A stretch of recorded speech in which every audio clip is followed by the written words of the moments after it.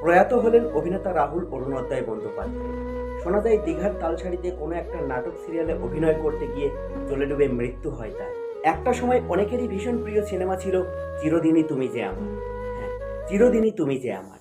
এই সিনেমারই অভিনেতা রাহুল বন্দ্যোপাধ্যায় আর আমাদের মাঝে নেই। চিরদিনই তুমি যে আমার সিনেমাটি দেখেছেও হয়তো অনেক অনেকবার। এই সিনেমার নায়ক নাকি হয়েছেন প্রয়াত। সংবাদ মাধ্যম, টিভি কিংবা ফেসবুক মাধ্যমে শুনলাম খুব সম্ভবত। মনটা খুবই খারাপ হলো খবরখানা পেয়ে। ছেড়ে গেলেন আমাদের অতি পরিচিত চিরচেনা রাহুল মায়ার বন্ধন ছেড়ে। ধরার মাঝে রয়ে গেল তার অসামান্য সব সৃষ্টি। সশরীরে দেখা মিলবে না আর তাকে দিয়ে এই দৃষ্টি। বিশ্বভুবন ছেড়ে তিনি চলে গেলেন অনেক অনেক দূরে। ভালো থাকুক সেখানেই বলছি করুণ সুরে। তুমি না থাকলেও চিরদিনই তুমি যে আমার সিনেমার মাধ্যমে বেঁচে থাকবে সকলের অন্তর। আসলে মৃত্যু অনিশ্চিত এবং ধ্রুব সত্য।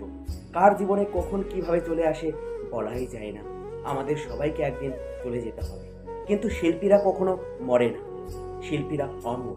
তারা অমর থাকে তাদের কর্মের মাধ্যমে, তাদের সৃষ্টির মাধ্যমে।